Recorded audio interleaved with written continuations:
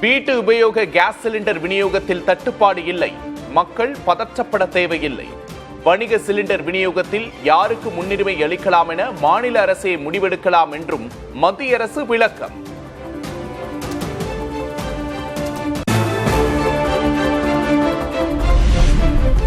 எரிபொருளை கேன்களில் நிரப்பி விற்க வேண்டாம் என பெட்ரோலியத்துறை அறிவுறுத்தல். சிலிண்டர்களை பதுக்கி விற்றவர்கள் மீது நடவடிக்கை எடுக்கப்பட்டிருப்பதாகவும் மத்திய அரசு விளக்கம்.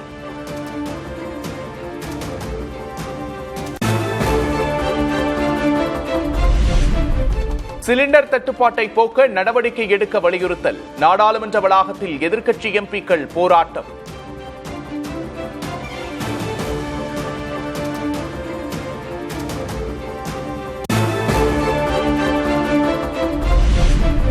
எரிபொருள் தட்டுப்பாட்டை கண்டித்து சென்னையில் காங்கிரஸ் கட்சியினர் போராட்டம். சிலிண்டர்களுக்கு பாடை கட்டி மாலையிட்டு நூதன முறையில் எதிர்ப்பு.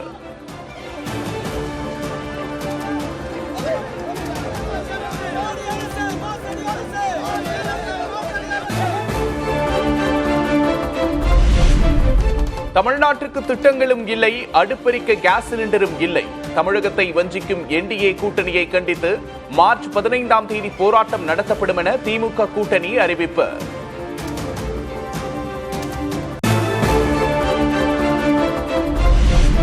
மேற்காசிய போர் காரணமாக ஈரானில் சிக்கி தவிக்கும் கன்னியாகுமரி மாவட்ட மீனவர்களை மீட்க வேண்டும். நாகர்கோவிலில் மாவட்ட ஆட்சியரிடம் கண்ணீர் மல்க குடும்பத்தினர் கோரிக்கை. உடல்நல சரியில்லாம இருக்கோம். நாங்க ஒவ்வொரு நாளும் பயந்து வாழுதோம். எங்களுக்கு உணவு இல்லை, குடிசை தண்ணி இல்லைன்னு சொல்லிட்டு பிள்ளைங்க அதிர்றாங்க. எங்களை அது எப்படி அதை காப்பாற்றுங்க, எப்படி அதை காப்பாற்றுங்க. இங்க அரசுட்ட வந்து சொன்னா அவங்க சொல்றாங்க காப்பாத்துதும் நாங்க சொல்லிருக்கோம். இதுவரையிலும் மக்கள் ஒரு பதலியுமே தாராங்க இல்லை.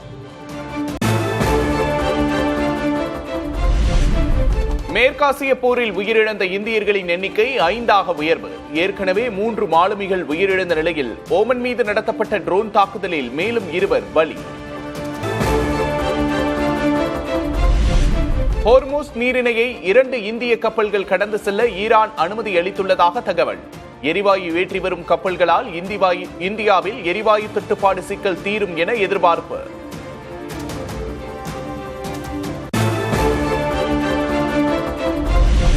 ஹோர்முஸ் நீரிணையில் இந்திய கப்பல்களின் பாதுகாப்பை உறுதி செய்ய தொடரும் முயற்சி. ஈரான் வெளியுறவுத்துறை அமைச்சர் அராச்சியுடன் மத்திய வெளியுறவுத்துறை அமைச்சர் ஜெய்சங்கர் ஆலோசனை.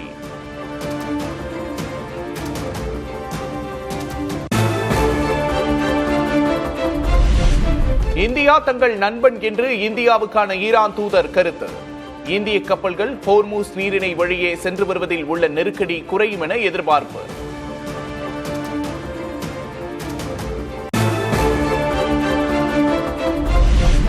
மேற்காசிய நாடுகளில் இருந்து 78 சிறப்பு விமானங்களை இயக்கவிருப்பதாக ஏர் இந்தியா நிறுவனம் அறிவிப்பு. டெல்லி, மும்பை, கோழிக்கோடு உள்ளிட்ட நகரங்களுக்கு இன்று விமான சேவை தொடங்கும் என்று தகவல்.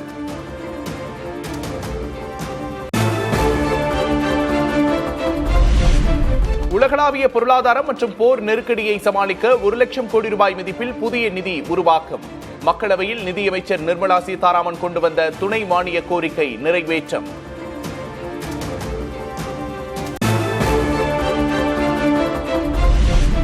இந்திய பங்குச்சந்தைகளில் ஏற்பட்ட சரிவால் முதலீட்டாளர்களுக்கு ஒரே நாளில் 10 லட்சம் கோடி ரூபாய்க்கு மேல் இழப்பு. கச்சா எண்ணெய் விலை உயர்வு, அந்நிய முதலீடு வெளியேற்றம் ஆகியவை காரணம்.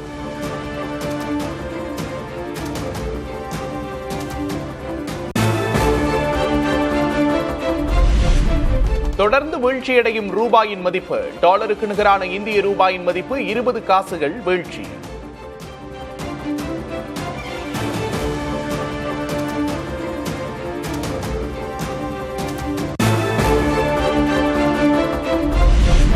எரிபொருள் தட்டுப்பாடு காரணமாக விமான கட்டணத்தை உயர்த்தியது இண்டிகோ நிறுவனம். எரிபொருள் கட்டணம் என்ற பெயரில் 425 ரூபாய் முதல் 2300 ரூபாய் வரை வசூலிக்கப்படும் என்று அறிவிப்பு.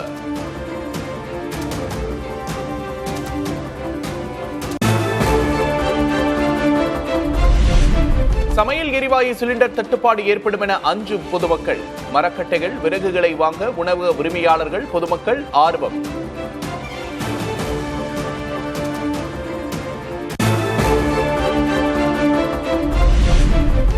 சமையல் எரிவாயு சிலிண்டருக்கு பதில் மாற்று பயன்பாட்டிற்கு மாறும் மக்கள். நாட்டின் பல்வேறு பகுதிகளில் இண்டக்ஷன் ஸ்டவ் வாங்க பொதுமக்கள் ஆர்வம்.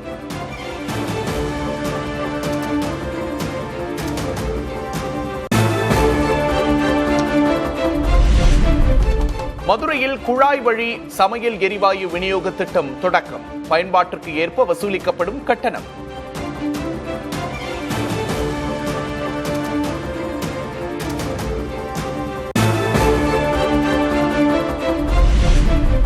பஞ்சாபில் எரிவாயு சிலிண்டர் வாங்க வரிசையில் காத்திருந்த 66 வயது முதியவர் உயிரிழந்த சோகம்.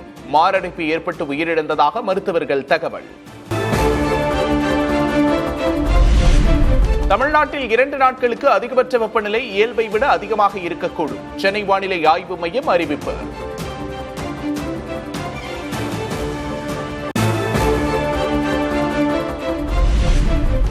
தமிழ்நாட்டில் 1 வாரத்துக்கு மழை பெய்யக்கூடும். சென்னை வானிலை ஆய்வு மையம் கணிப்பு.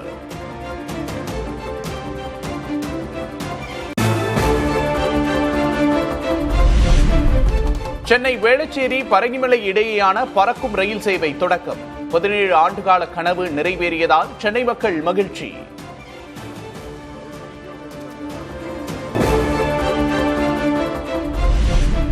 பத்திரிகையாளர் ஓய்வூதியத்தை 12,000 ரூபாயிலிருந்து 15,000 ரூபாயாக உயர்த்தி தமிழக அரசு உத்தரவு. பத்திரிகையாளர் குடும்ப ஓய்வூதியம் 7,500 ரூபாயாக அதிகரிப்பு.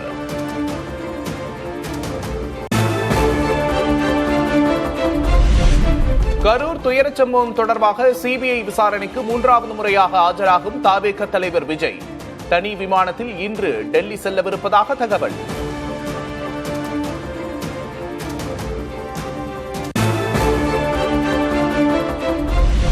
தவேகாவை தேசிய ஜனநாயக கூட்டணிக்குள் கொண்டுவர இறுதிக்கட்ட முயற்சி. கூட்டணியை வலுப்படுத்தும் முயற்சியில் பாஜக.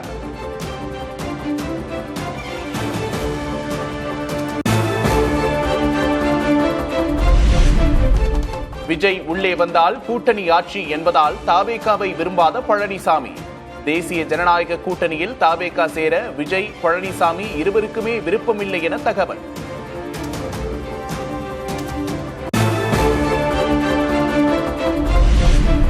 கூட்டணிக்கு பாஜக முயற்சிக்கும் சூழலில் தவேக திடீர் ஆலோசனை. விஜய் எந்த முடிவு எடுத்தாலும் ஆதரவளிப்போம் என பெரும்பாலான மாவட்ட செயலாளர்கள் கூறியதாக தகவல்.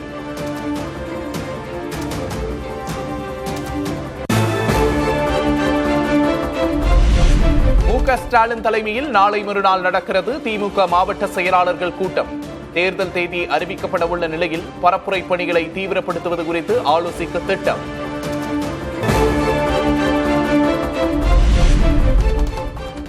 திமுக கூட்டணியில் கோமதேகாவுக்கு 2 தொகுதிகள் ஒதுக்கீடு.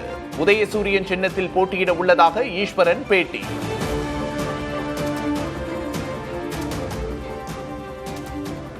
இரண்டு சட்டமன்ற தொகுதிகளை ஒதுக்குவது என்று தீர்மானிக்கப்பட்டு அந்த 2 தொகுதிகளிலும் உதயசூரியன் சின்னத்திலே போட்டியிடுவது என்றும் ஒப்புக்கொண்டிருக்கிறோம்.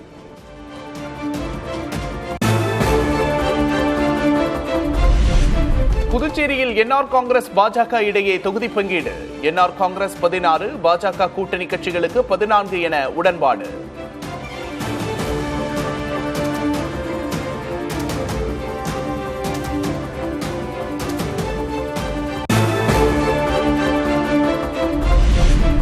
விளாத்திக்குளம் மாணவியின் குடும்பத்திற்கு ஆறுதல் கூற வந்த கனிமொழி எம்பியிடம் நேற்று ஏன் வரவில்லை என உறவினர்கள் கேள்வி. குற்றவாளிகளுக்கு கடுமையான தண்டனை பெற்றுத்தர நடவடிக்கை எடுக்கப்படும் என கனிமொழி உறுதி. குற்றவாளிகளை விரைவில் கண்டுபிடிக்க வேண்டும் என்ற முனைப்போடு எல்லாரும் செயல்பட்டு இருக்காங்க.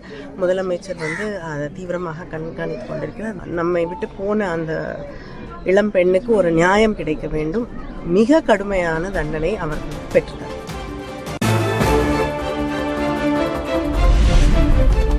தூத்துக்குடி மாணவியின் குடும்பத்திற்கு ஆறுதல் கூறச் சென்ற கனிமொழி விரட்டி அனுப்பப்பட்டுள்ளார். திமுக அரசின் சாக்குப்போக்குகளை மக்கள் நம்ப தயாராக இல்லை என்று அதிமுக பொதுச் செயலாளர் கே. பழனிசாமி விமர்சனம்.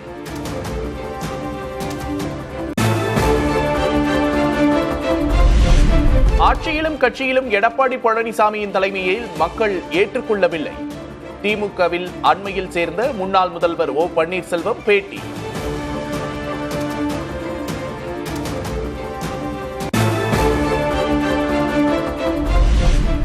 சசிகலா தொடங்கிய கட்சிக்கு அனைத்து இந்திய புரட்சித் தலைவர் மக்கள் முன்னேற்றக் கழகம் என பெயர். வரும் சட்டமன்ற தேர்தலில் தென்னந்தோப்பு சின்னத்தில் போட்டியிட உள்ளதாகவும் அறிவிப்பு. வரும் சட்டமன்ற தேர்தலில் தமிழ்நாடு மற்றும் பாண்டிச்சேரி அனைத்திந்திய புரட்சித் தலைவர் மக்கள் முன்னேற்றக் கழகம் சார்பில் தென்னந்தோப்பு சின்னத்தில் வேட்பாளர்கள் வருவார்கள்.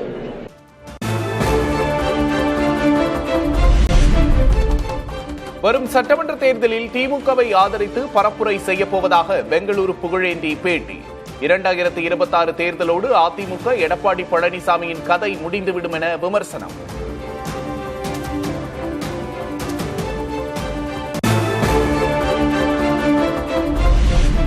மானாமதுரையில் இளைஞர் ஆகாஷ் காவல் நிலைய மரண சம்பவத்தில் 6 காவலர்கள் சஸ்பெண்ட். காவல் ஆய்வாளர் திலீபன், சார்பு ஆய்வாளர் குகன் உள்ளிட்டோர் பணியிடை நீக்கம்.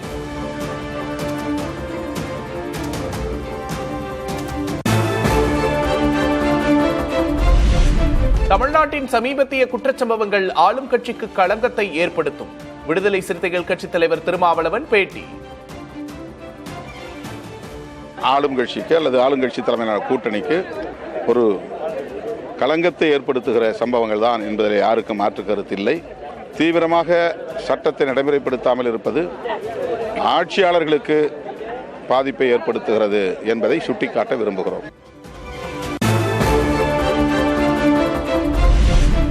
சென்னையில் நடைபெறவுள்ள இந்து மக்கள் கட்சியின் மாநில அளவிலான மாநாட்டிற்கு உயர்நீதிமன்றம் அனுமதி. ஊர்வலம் அல்லது பேரணி நடத்த அனுமதி இல்லை என உத்தரவு.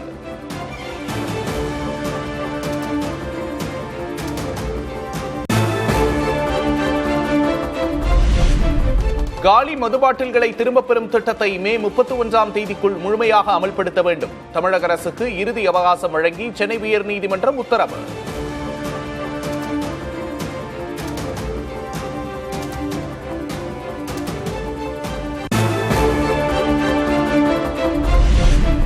செங்கம் அருகே ஏரியில் குவிந்துள்ள வெளிநாட்டு பறவைகள். இதமான சூழல் நிலவுவதால் வலசை வரும் பறவைகள்.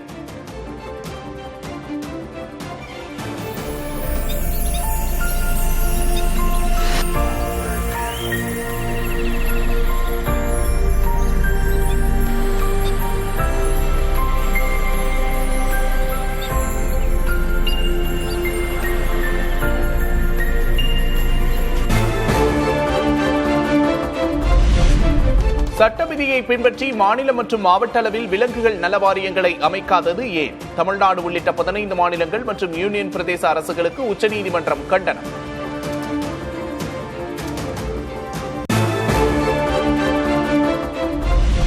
மதுரை தோப்பூரில் கட்டப்பட்டு வரும் எய்ம்ஸ் மருத்துவமனை கட்டுமான பணிகள் 47% நிறைவு.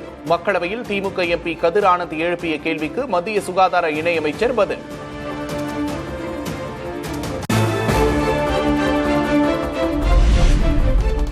RSS மற்றும் பாஜகவில் பட்டியலினத்தவர்கள் பிற்படுத்தப்பட்டவர்களுக்கு இடமில்லை. அதிகார பதவிகளில் சமூகத்தின் பெரும் பகுதியினர் போதிய பிரதிநிதித்துவம் பெறாமல் இருப்பதாகவும் ராகுல் காந்தி விமர்சனம்.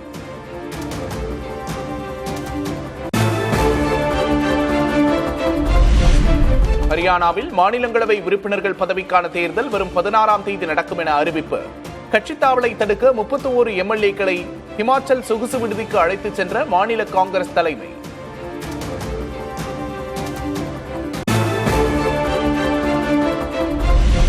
தமிழ் மற்றும் மலையாள மாத பிறப்பையொட்டி சபரிமலை ஐயப்பன் கோவில் நடை இன்று திறப்பு.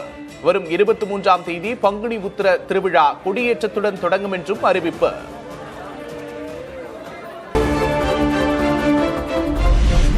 ஆந்திரா, ஹிமாச்சல், குஜராத், சத்தீஸ்கர், நாகாலாந்து மாநிலங்களுக்கு பேரிடர் நிவாரண நிதியாக 1912 கோடி ரூபாய் விடுவிப்பு. ஜம்மு காஷ்மீர் மாநிலத்திற்கும் 330 கோடி ரூபாயை ஒதுக்கியது மத்திய அரசு.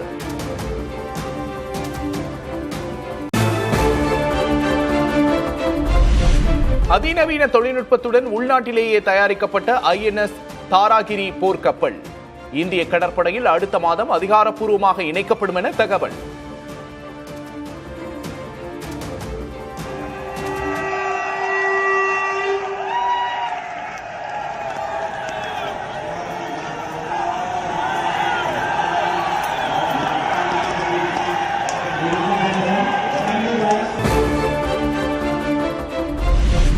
ஈரானின் புதிய உயர் தலைவர் முஜ்தபா காமேனி காயமடைந்ததாக அமெரிக்கா தகவல்.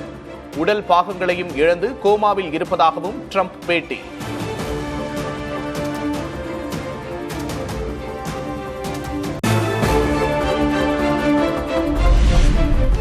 செயற்கை நுண்ணறிவு என்பதை மனித திறன்களை மேம்படுத்தும் ஒரு கருவியாகவே பார்க்க வேண்டும்.